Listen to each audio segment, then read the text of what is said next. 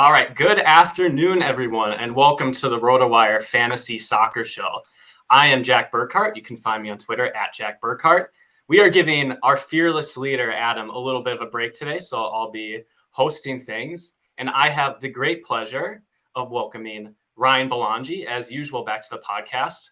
Ryan, I hear your pockets are a little bit heavier after yesterday. Yeah, thanks, Jack. Nice to get a win yesterday. I was telling you just before the pod that it's been on a tough run for a little bit, but that's just DFS. It goes like that. Keep grinding, and maybe you'll hit a 20K score like I did yesterday. So yeah, that was fun, and a relief to get it so early in the World Cup. Yeah, similar boat here. I've been in a rough spot. I don't play at nearly a high volume as you, but just have a nice win early after losing a bit. It feels good. I don't know. You feel like an idiot, and then you win, and you're like, I'm the best DFS player ever. And that's how it goes. And maybe you are a bit of a genius. I wanted to walk through your 20K winning lineup, and I pulled all 20 of your lineups, and I noticed that you basically locked like half of your players in and kept a very tight strategy. So maybe you want to spend a little time talking about how you approach this slate, because it kind of set up as a lot of like studs and duds, but we had these Tunisia guys pop up, and that was pretty interesting. So how did you form your general strategy, and kind of what thoughts went into this lineup? It was number 20, so very, very important that you. Yeah, I can't. Yeah, this is a good lineup to talk about. So I decided, we had the three studs on this slate, or not three exactly, but three of the French players and Eriksen, and it was tough to afford them. You needed to find some value in places. I decided that there was enough value that it made rostering three of those guys the best construction. So I was going to do that in all 20 of my lineups. And then as sort of another rule, I decided that I was going to play Mbappe in all those lineups. Just sort of go with Mbappe is going to be on the winner, and I'll try to go from there. I'm not max entering, so it's I use a strategy more condensed like that, because I want to maximize chances when my core hits. It's tough to compete with the guys putting in 150, and especially on a slate like this where I thought it was a pretty clear path. So let's just say for this lineup in general, this was actually my only lineup with Damen and both Tunisia wingbacks. So we had Ben Slimani, Abdi, Drager. They were all 3K. Abdi was 3.1 and Damen was 3.8. So in these lineups, one of my favorite things to do, these types of lineups with studs and scrubs or whatever you want to call it, I want to see how thin you can stretch it without like going overboard. So what I mean is like all the minimum price plays and see what it can get you as a last play. So in this case, Damen was the cheapest keeper because you can't play the Australia keeper in a France stack. Ben Slimani's min price and Drager and Abdi are basically min price. So you could have got yourself $600 more if you played Dylan Braun, the center back. I was considering that. And I just wanted to see like what that lineup, what you could get up to. You could get up to someone like Rabiot. And so really this tournament it wasn't so much about the players. Like I didn't necessarily want to roster Rabiot, but the construction is what won this tournament. Like Rabiot is not going to be rostered with three studs. He's just not, because look what you have to do to get there. You have to go as thin as possible. So actually this lineup's but without, so I like to do that if you're not making too many sacrifices. And in this spot, you're not, because Ben Slimani is like a pretty good play. One of the wingbacks is a pretty good play. I thought two might be stretching it. But I just wanted to do something different because, they were awesome. But here's the other thing. They didn't need to be. That's why I like the construction like this. It's because it allows you to win without being perfect. For example, two of my other lineups had Lucas Hernandez and then only one of those wingbacks. I think they finished 14th and 15th. Pull it up here. Here's your 15th place lineup right here. Yeah, Lucas Hernandez. And then you see the one in 16th. All right, I'll scroll on down. Yeah, just okay. So before that last Giroud goal, I clicked on DraftKings and I was in first, second, and third, winning like 35,000. and both those lineups had Lucas Hernandez in it.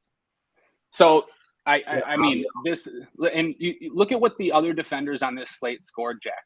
Like all of them scored over 10 points. I mean, they all got clean sheets. The first 4 teams got clean sheets. Yeah. So the fact that you can have Lucas Hernandez and be in second and third, I would have been in first if my other lineup was in first. Those lineups would have been in first, if they weren't playing against my other lineup. So what I'm saying is, it's because of the combination. Literally, I might have been the only player in the field with that combination because you just can't do it. Another thing about that lineup. So my core down to 15 or no, just in general. So I was sort of kicking myself after the first game. I was really upset actually because you said that was lineup number 20. That's my only lineup with that combination. If you notice with those 3, Daman, Drager, and Abdi. All of the other ones had Lucas Hernandez because I just thought Lucas Hernandez was a pretty good play for 3,700, and I didn't want to stretch it too far. I thought one of those wing backs would do the job, but I just didn't know which one. So anyways, after the first game, that's my only lineup. And that's a really good lineup. It has Daman, Drager, Abdi, Ben Salami, and Eriksson. Yeah. Ben Slimani and Eriksson. But here's the thing. My core was Mbappe and Dembele. So I'm looking at this lineup, and it actually had Mbappe, Dembele, and instead of Rabiot, I had stretched it all the way to Henry Martin. And I'm positive that it was the only lineup in the tournament that had that combination of Mbappe, Dembele, Eriksson, and Henry Martin. But, so I'm looking at it, and I got to decide, that's clearly my best chance, but it's my only lineup with those players. And I just decided that I'm on the France stack. I think France is sort of going to smash here. That's why I did that. I didn't want to waste my best chance on Henry Martin in a game that I just wasn't too sure about. Didn't really like much for goals. Yeah. So I considered playing, just leaving salary and playing Rabiot with Dembele. But I had so much Dembele exposure already. And I had Dembele on those teams that were a little bit worse, but I knew that they could still probably get there. So I thought, okay, I'll give this team Giroud because I didn't have one like that yet, just to kind of cover some more bases. But man, honestly, I was thinking about that switch so many times because I stared at it for a while, man. And after I made it, before lineups locked, I'm thinking, man, I made that Henry Martin lineup, pre-lock for a reason. Am I really going to go away from it? You'd kick yourself if you went away from that and it ended up winning. But yeah, fortunate. But it even illustrated to me just how much construction matters, and it's just because it makes it so you don't have to be perfect. I mean, there was a ton of people in this tournament. I forget the exact number, but I can take a look. I think it was about 6,000 person tournament. 6,000 person, and if that last France goal didn't happen, for 2 lineups with Lucas Hernandez to be second and third, I mean, it shows a lot. It shows that I had chalky players in Mbappe, Eriksson. But that's okay if your combination is not chalky. Yeah. So we can even try to, when we get into this slate, it's somewhat similar, and you can see we can try to make a similar construction and see how thin you can stretch it. But yeah. All right. Yeah. Sounds good. Yeah. I mean, just to add to that, I noticed in your lineups that, you played a lot of the best plays, a lot of these chalky players and I think it made a ton of sense in this context because you have a Rabiot, and that's basically your win condition. If Rabiot pops off, you have a really good chance, and Rabiot is what allowed you not to have to be perfect. So you don't have to go completely off the wall. I considered Rabiot in a couple spots just because I thought, well, no one's going to pay him. He's in no man's land, and sometimes it just works out for you. Yeah, that was a weird spot because there was nothing there. There was nothing in that range, right? I kept looking at it with all these lineups. You could maybe play something with Pavard at flex, or there was just nothing in that range really. I got up to Henry Martin at 6,600 or 6,500 or wherever he was, but then I just thought Rabiot made sense. And I just kept thinking of a Champions League slate a couple weeks back where he scored that brace, and I remember him scoring some goals for France before in the last tournament, so worked out. Oh, you're on mute. Amateur hour over here. Yeah, I mean, in a plus matchup, a player like Rabiot always makes sense. You know, even if he's a little bit more defensive, he should have a couple shots, and he certainly was clinical. Anyways, well, I mean, that was awesome, Ryan. Thanks for spreading some wisdom. And we will try to see how maybe that can apply to this slate, because I do think at first look, this slate does feel a bit like Tuesday's slate. We have a few favorites, and a lot of the guys that we want to play are quite expensive. Oh, sorry. I'll just say one more thing. Yeah. Just, if I didn't play such a condensed style with such heavy ownership percentages, I would have never got to that combination for a 20th lineup. If I don't have 100% Mbappe, if I'm not, jamming these Tunisia wingbacks and Lucas Hernandez and Eriksen and Slimane, like I just don't have enough combinations to get to something like that. Mm-hmm. So yeah, that's part of it too. Like taking the risk with ownership, taking stands on fades. You got to be willing to just gamble in some spots. Yeah, I mean, I just trust that when you win, you'll win big, make up for any money business there. Yeah, I mean, if you were saying, I need more Griezmann, you wouldn't have gotten there. So it makes a lot of sense. Anyways, back to tomorrow's slate, our Thanksgiving slate. So we have kind of three clear favorites right here. So we have Portugal, who's kind of favored against Ghana. Brazil is similarly favored against Serbia. That game has a little bit of a higher goal total. There's a bit more respect for the Serbia attacking threats, I think. And then you have Uruguay, slightly less favored, but still favored against South Korea. And kind of just looking at the prices, I mean, you have like an $11,500 Neymar, and the Brazil guys have been really priced up. And so my first impression was maybe in cash games where we can start, are we going to maybe just start in by jamming Neymar and Rafinha? Or are we maybe going to try to take a little bit more of a balanced approach? I think there might be some value at midfield that might allow us to go with a studs and duds combination, though. Yeah, I think you're right. There is value at midfield. Second forward seems like a tough decision. I think you want to play Neymar. I don't 11.5. 11.5 is a big price tag, but he's got the highest floor on the slate. He's going to be popular, so yeah, I think you got to play. I think you got to play Neymar. Do you think people will play Ronaldo 10,400? I mean, like people, I think in the Tuesday slate, Lewandowski was like 15% in the main double up. So you have to figure that people are going to do that with Cristiano Ronaldo, and I say go ahead, but obviously not in consideration in cash. I think they will too. I agree with you. I'm not really considering here, but I think people will see a matchup with Ghana and think that's pretty good for Ronaldo. I was kind of surprised to see him with plus 120 goal odds. I did think he would be a favorite to score in this matchup. Yeah, I don't know. Anyways, maybe that move up a little bit, but yeah, even if it's like around there, it's a gross price tag to pay. And even if he gets one goal, I mean, probably not necessary. I guess if you kind of want to pay up twice, play Neymar, I feel like Rafinha can probably match him. He splits. Yeah. Rafinha takes a few of the set pieces, so Neymar takes most, at least per my understanding. And then, Rafinha will take a few and still have his opportunities as well. Ronaldo's only going to get there on a goal. I just feel take a smoother distribution. Mm-hmm. But yeah, no, I agree. So I think we kind of have to figure out midfield before you decide on second forward. I think midfield's sort of the toughest.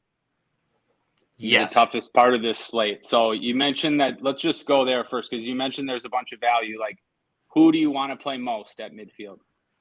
Yeah, so it looks like there's a couple options at midfield that are quite cheap. So if you did want to jam into expensive forwards. So the first thing that I unearthed, so we have him starting right here. So it's a Facundo Palestri. So he's at 3,500. And this is not a player with much of a floor, but at 3,500, I mean, he plays forward for a favored side. And you figure if he gets a couple shots, he has upside as well to completely go bonkers for you. And I don't know. I don't think people will be up to it. I looked, he's a Manchester United player. He never really plays for them, but he's been starting the last few matches for Uruguay. And then we also have Kudus in there for, I believe, we have Kudus in there at 3,300. Ghana, right? Or yeah, I know. Yeah, I was just gonna say he just within the last few minutes or something disappeared from the expected lineup. Oh yeah, that was on my note sheet when I put it. Wasn't he? He was just in there, right?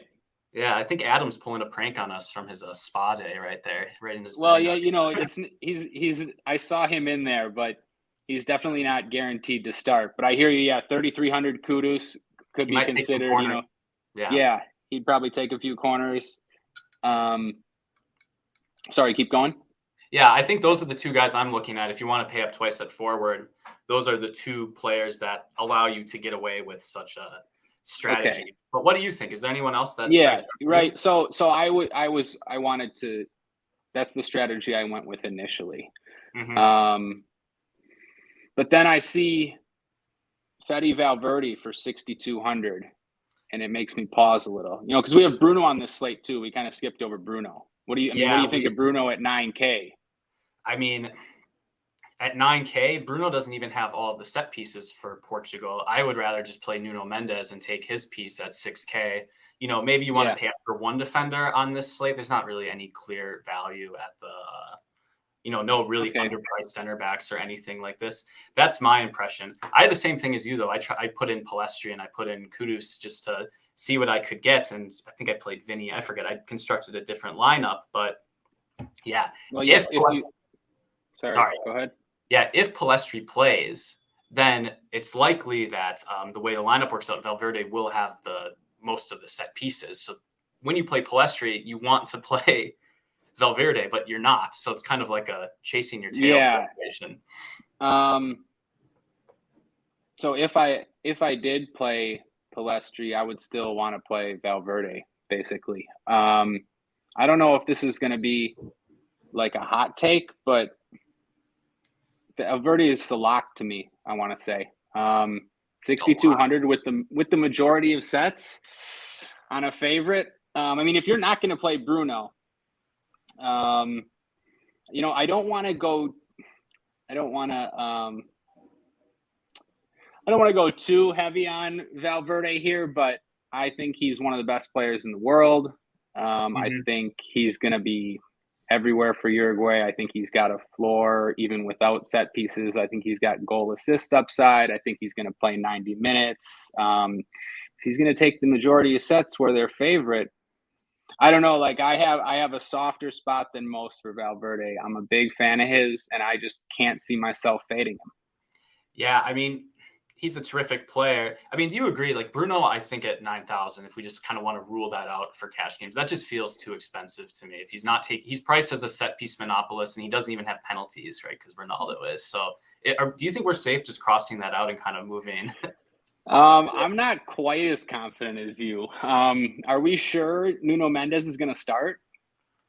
I know. I see he didn't train on Tuesday. He's questionable right here. I see.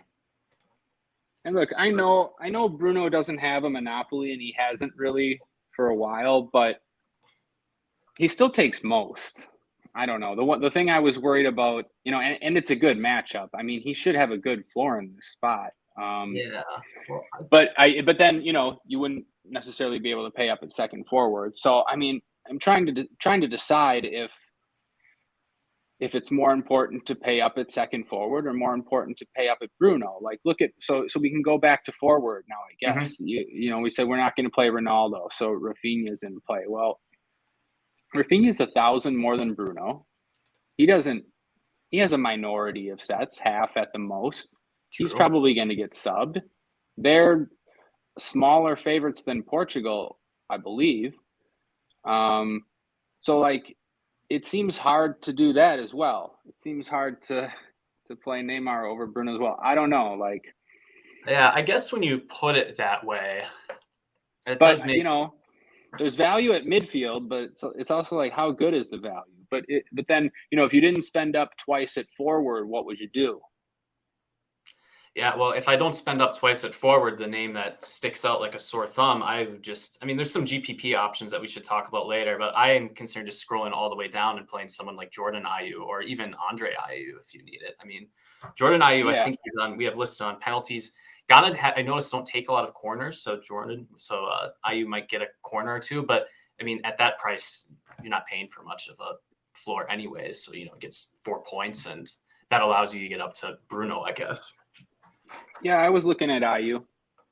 I think he'd be in consideration if you need it. Well, let's skip ahead once more, or just because you see Uruguay's right back, Martin Caceres. Is he a right back though? He's lined up at center back previously. Well, regardless of what he is, he's 2,600. Yes. So I don't know if he's going to be right back. I mean, look at his game log against France. I know this is from years ago, but it's just he can, for 2,600 as a favorite. I mean, that you're just obviously playing him. Because defender's weird on this slate. I know we're jumping around, but we're spending a lot of money at these other positions. What defender are you going to pay up for? Nuno Mendes, right? But that's kind of it. And I don't know. Yeah, I mean, looking at some of these other names, that defender, João Cancelo feels overpriced. He's priced like he's on Manchester City, which that feels wrong. And I mean, I'd rather play Mendes than Telles, but I guess if Mendes is not even a lock in that case, then you do want to look for options all the way down. I did notice Caceres, so you're right though. Uruguay are favored, and at that price, who cares? There's not really any opportunity cost then, especially if someone like Mendes doesn't start, then who cares? Just scroll down. I mean, other options, you have Ruben Diaz at 3,800, but there's not any screaming value in these spots. I mean, maybe a defender, you have Tyreek Lamptey if you want, but I don't know if that's even a reasonable option, but at 3,300. Yeah, I think it is. I think it actually is a reasonable option. I think you can make some decent lineups with Caceres 2,600 and Lamptey 3,300. I mean, that's spending almost nothing on defender. I don't know. You mentioned if there isn't any opportunity cost, you're just not going to play any of these guys in cash games with how much Neymar costs and whoever else you're going to play. Yeah, you're never going to play Cancelo. Maybe Nuno Mendes. Maybe Nuno Mendes, but he's not a must. No, he's not. I guess maybe I don't know. Again, like I mentioned with Adam. We just pulled up the slate. It just came out, just kind of looking at it first thoughts. Yeah. I mean, in general, I feel like I'm spouting off something that you've kind of talked about. When there's good defenders to be played, you want to play them because their ability just to separate from the field is pretty valuable.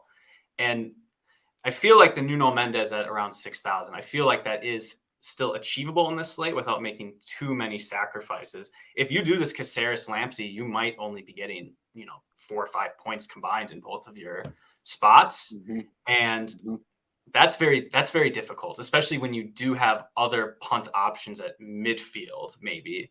So it's definitely a route, and it's worth considering. I still have to tinker with every single combination. As we're talking, I'm kind of clicking through all these buttons and seeing, who can I get up to? And then there's still a lot more enticing names to talk about. But if Nuno Mendes is healthy, I do want to, at least upon first impression, I think it's someone he can just separate himself from the rest of the plays. And for that reason alone, I would want to play him in cash games. Yeah, no, it makes sense.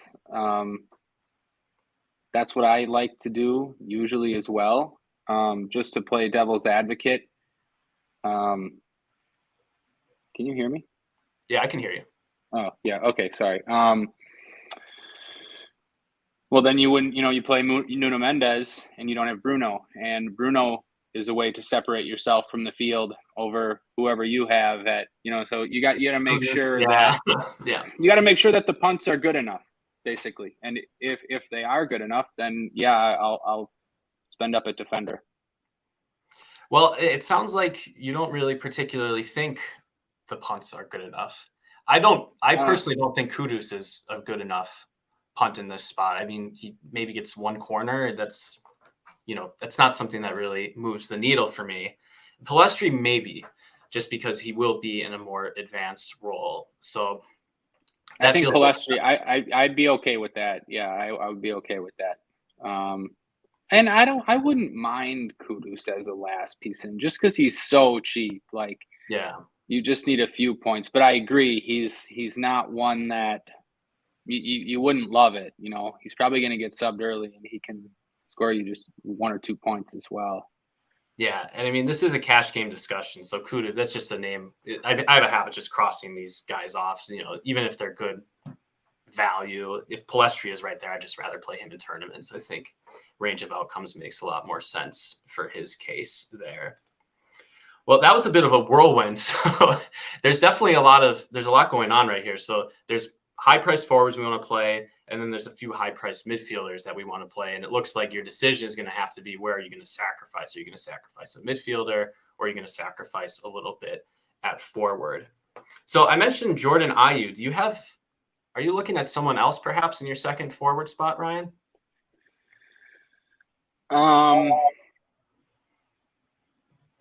Yeah, I was considering. Sorry, I hear an echo. I hear myself echo. Let me put myself on. No, I think it's okay now. I was thinking about Bernardo Silva. If Mendes didn't start, I would kind of like Bernardo Silva. He was splitting. Sorry, go ahead. No, yeah, I'm building along basically per our discussion. Bernardo Silva fits pretty well. It's a different player for Portugal than he is for Man City too. He normally has a higher floor. In the Euros, he was taking a few of their left-footed sets, and it's another one of those things where, you know, if you just look at Portugal and Brazil, the two biggest favorites, he is by far the cheapest forward that's expected to start, like by far. That's just something I like to look at. You know, you have the two teams that are expected to dominate most, and the forward that's cheapest actually has an okay floor. Like, he's relatively likely to play 90 minutes, or at least he's a guy that has the potential to. He may take, if he didn't play Nuno Mendes, if Nuno Mendes wasn't starting, I actually think I would go there. I just don't know if 10K Rafinha is a good cash play. Like, he's a fine cash play, but it's not like amazing. Yeah, is that sort of like the optimal routes that you want to be taking? Right, like when you have to be sacrificing a bit more. It's tough. Like, I'm not so sure Rafinha is $2,700 better than Bernardo Silva. I don't know. Well, what do we have here? I mean, Rafinha is at plus 190 to score. Bernardo at plus 330. He is more likely to take set pieces, I think, than Bernardo. Yeah, I think you're right. Definitely. But you're right. I mean, it's going to depend. I mean, I haven't looked, I spent like 5 minutes building some cash game lineups. I haven't really carefully looked at all the trade-offs I can necessarily make. And maybe there's some, combinations that I might be missing. I wanted to bring up quickly. Do we know anything about Son? I see Son can play. Is Son going to play? I mean, I think if he can, he has to, right? So he's wearing a mask after that horrific injury that he had earlier. That was tough to watch. So, yeah, I think he's going to play. And if he does, I mean, he's going to do everything. The attack completely goes through him for South Korea. But do you think that's a matchup? Do you think – so maybe this is a good point here. I don't think we're going to have enough money for Son in cash or anything like this. But maybe for tournaments, do you think, like, Korea has like a nice shot here? Like, one thing you could do with your forward spot that would be very different is you could play Son and then perhaps like Hee-Chan Huang and hope that he gets a goal. Would that maybe be a route that you think is worth the squeeze? Yeah, I mean, if only because I'd rather take a shot on Korea than Ghana and Serbia, maybe. But I don't know. For me, I guess normally with a player like Son, I think he would still carry a little bit of ownership. I don't know. Again, I'm sort of bad at guessing this stuff, but I'm probably just not going to do it. I think it's fine for tournaments, but just, it's a tough one for me because I took a long shot bet pre-tournament Uruguay. Uruguay to reach the final, Uruguay to win it all. I told you I think Valverde's one of the top 10 players in the world. So, like, it's just a spot where I probably won't have Korea, but I think what you're saying makes sense. Yeah, it's sort of similar to the cash construction you're just getting on players who are hopefully less utilized. But you're right. Like people just click names. Like I go back to this Lewandowski at like 25% in tournaments in that spot. I was like, come on. Like I think Son at least has a bit more of a floor. So, if he gets one goal, he could still get over 20 points. So at that point, it doesn't matter. You know what? I'm thinking about it just more as we go. And I would maybe play Son. As I'm thinking about it more, I'm thinking that these Brazilians are so expensive, and I don't know. I'm just not confident that they're going to smash Serbia, and they're not all going to get there. Those are tough price tags to pay off. So the construction's kind of weird on this slate. Son might fall into a range where he's playable. Yeah, I don't know. I'm not ruling it out in tournaments. Yeah. Mm-hmm. I mean, but sorry, go ahead. Well, just to kind of push you a little bit. So, I guess, Serbia is a better opponent than Australia. Is that kind of the thing changing it for you? Because the pricing is awfully similar to France, right? So maybe just kind of and look for some value elsewhere. But I guess there's not the difference between Tuesday. There's really not like any screaming low value right there. Maybe Palestine. And you're right. The spot has something to do with it. If this would have been Brazil, Australia, and let's say if this would have been France, Serbia, I don't think I would have taken the strategy that I took.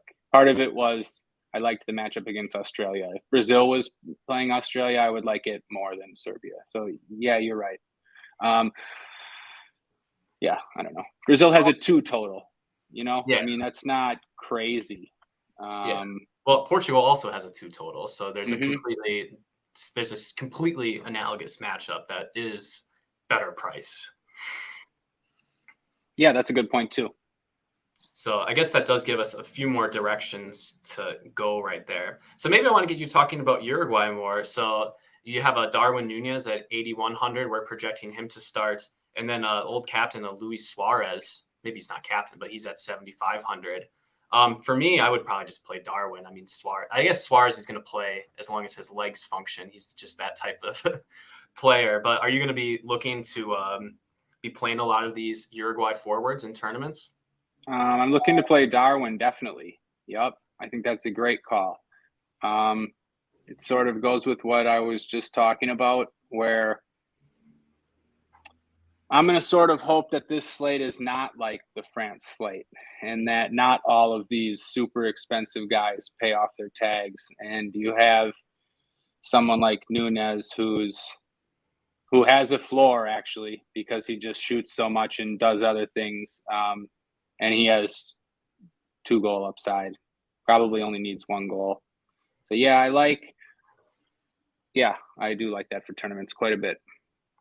Yeah, Darwin seems like a good route. I don't know. Through talking to these sort of balanced, more balanced instead of studs and duds, there's a lot of tournament upside here.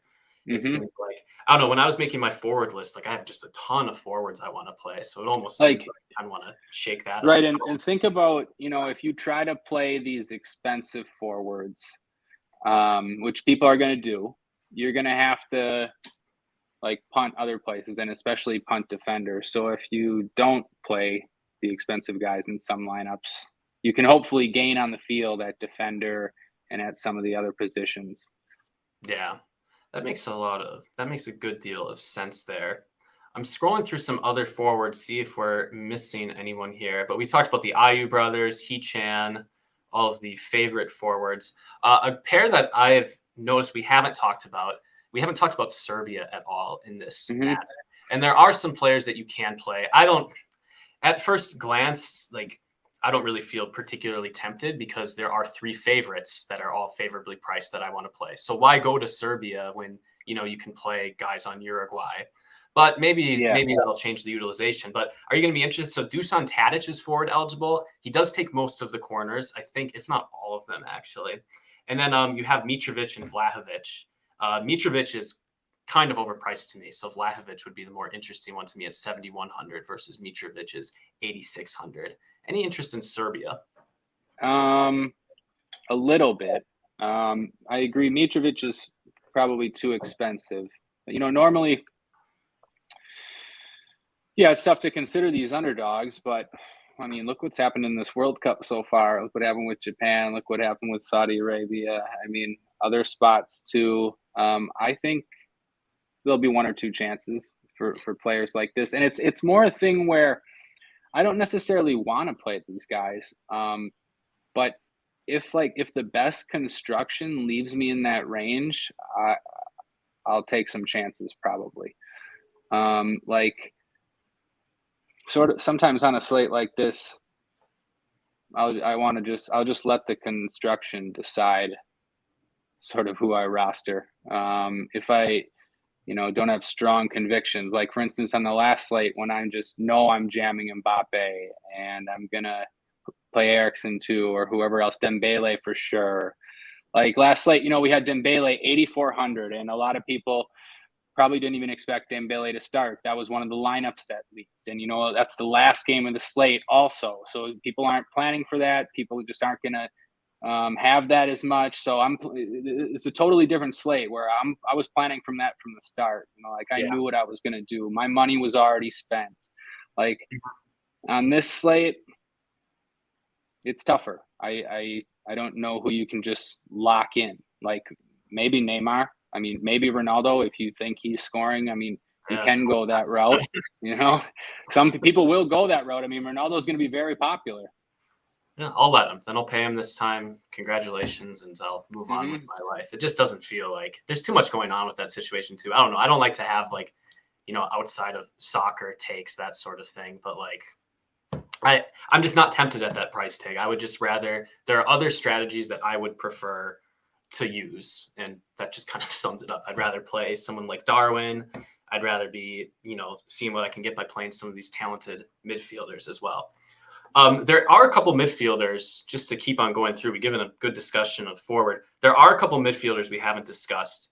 And I noticed that Vinicius, if that's how I pronounce it, he's kind of favorably priced at 7,700. Yep. And I think that's going to be very well noticed by everyone as well. So he'll be a popular tournament option, but I am interested nonetheless. So I hope not that popular. Nope, that's a good shout. Vinicius to me stands out as one of the best plays on the slate. He's you're spot on. He's underpriced. Yeah, he's underpriced. When you compare it to all these other players, he's for sure underpriced. And yeah, I do think people will see that, but it's also one of those spots where his ownership will come down a few points. The fact that Brazil's in the last game of the slate. Yeah, just a little bit. Good. Vinicius, one of the best plays on the slate in my opinion, and only midfield eligible, which is interesting. I thought he was going to be forward eligible before the positions came out. But that's like probably going to make him a little bit less owned. I mean, if you remember the England slate, nobody played Bukayo Saka because he was only midfield eligible. Sometimes you look at plays like that and you try to force them in just because they're tough. Yeah. I mean, man, if Vinny was forward eligible, I feel like the cash game construction would just be Neymar, Vinny, and then you move on with your life. But I'm glad you said that too. Then why is $7,700 Vinny is just a stone cold lock, but 7,400 Bruno is Well, Bruno is 9,000. No, sorry. Bernardo Silva. Bernardo Silva. 7,700. Vinny would be a lock at forward, but Bernardo for cheaper isn't. I really think so. I guess I have to. I hear you. I'm just more humble in this spot. Throwing it out there. Yeah, I mean, when you put it that way, I just think Vinny would be I think he's a more attacking player. And so I would think there's going to be some combination of floor and upside right there. I mean, how many times when you play Bernardo, I mean, it happened in Cash for City. It's not the same role, but how many, I feel like if I play Bernardo, you got to forget about the City version of Bernardo. Yeah, I have a lot of bad City taste in my mouth. I can't look at Riyad Mahrez the same way after how this season has gone for me. But yeah, I'm with you. Neither here nor there. I also noticed, I think we have we don't have him. Oh, Lucas Paqueta, but he's listed as a defensive midfielder in our 11. Maybe that's someone interesting you can look at in tournaments as well. Anyone else stick out to the midfield to you? I don't know about stick out, but I'll say that if Son doesn't start, just based on the lineup that we have, I think this guy, Jae-Sung Lee, would take the sets. Mm-hmm. But I actually think that's probably not a good play. I think you would see it. I think you would see it and think it's maybe a good play, but I'll have to look a little bit more into that. But he's barely been playing, and I don't think he would play 90 minutes. Definitely not. And if Son came on, I see Adam put Son in there now. If Son came on, he would take the set. So I think that would be like a trap-ish play. So I wouldn't play him. Go ahead. No, I'd just rather go all the way down to Kudus instead, and that's not the type of guy I play in tournaments. I have one. You're not going to know this because it's Brazil, but there's no cheap midfielders on Brazil or Portugal. I mean, you're never going to play William Carvalho for Portugal, but you could play Fred. I've seen some lineups that have Fred starting. 4,300. When Casemiro plays defensive mid, we've seen it at Man U.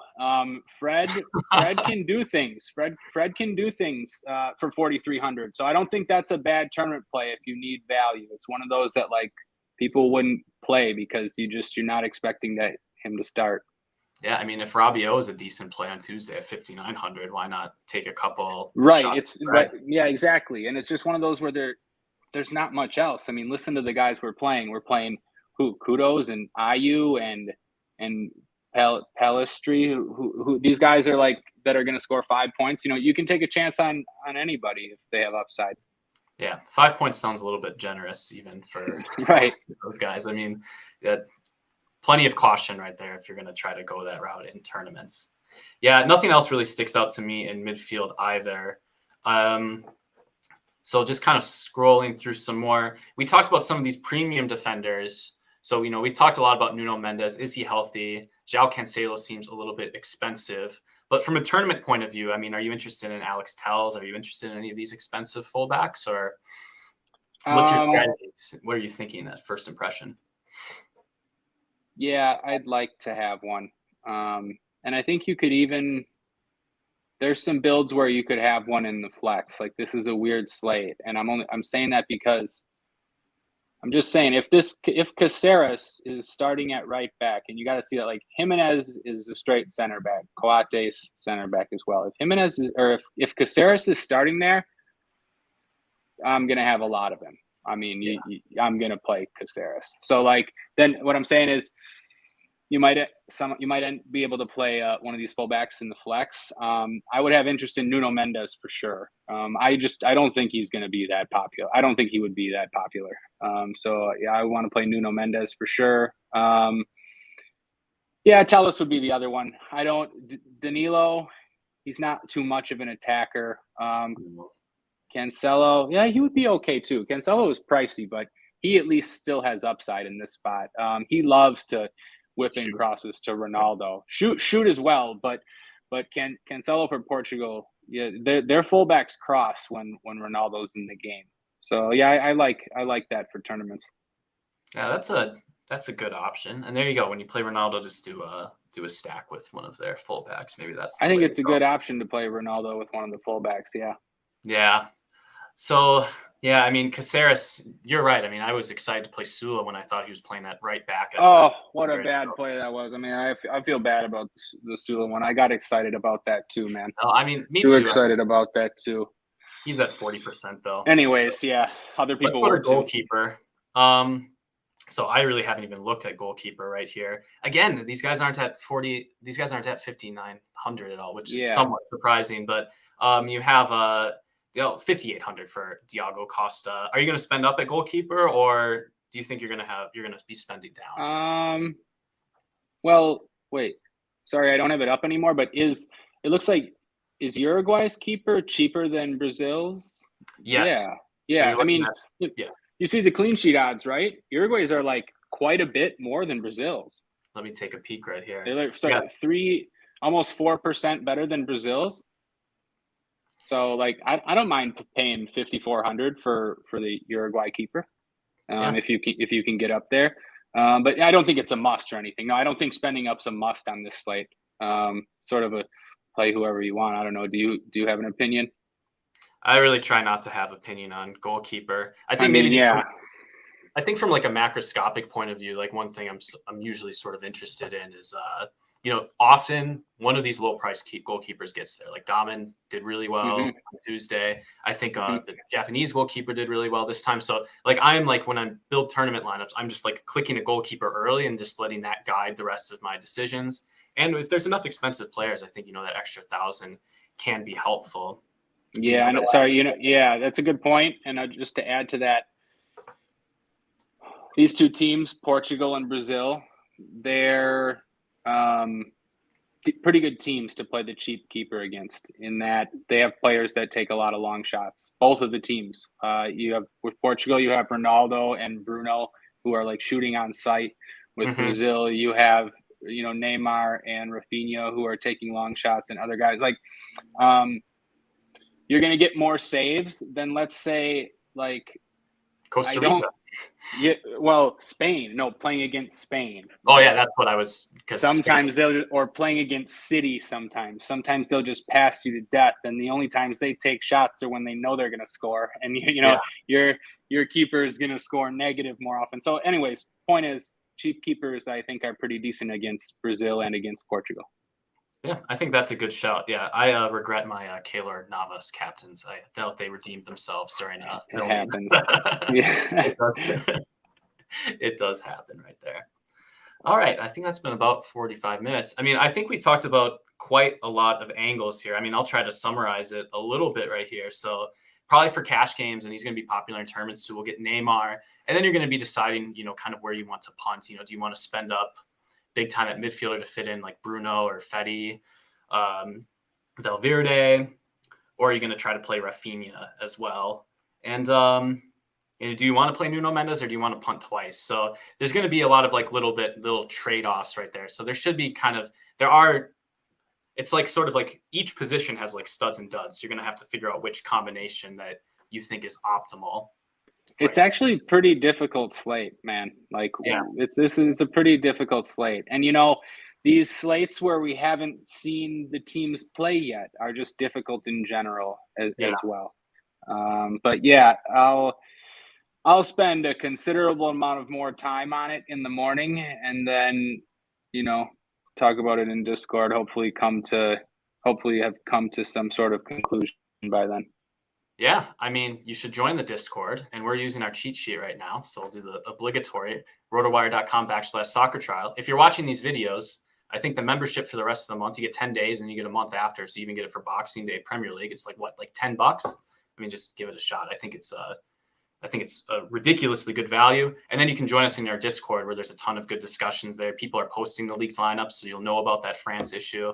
I think it pays for itself pretty quickly. I think that's all I have.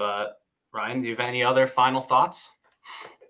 No, I think that's good. I think we got these Belgium lineups out. We got showdown to do. Maybe we can salvage the day in this Belgium. I shouldn't say salvage the day. You got some. I think it's okay so far, but I haven't. Yeah, it's still okay. So it's still okay so far. I shouldn't say that yet. Fingers crossed. You should consider the Canadian goalkeeper captain. That's all I'll say. Happy Thanksgiving, everyone. We will see you tomorrow. We'll have a showdown show that I'll be hosting for USA England. And I think, Ryan, you will be on with Adam tomorrow as well. Yep. But all right, we'll see everyone. Happy Thanksgiving. Yep. Good luck, everybody.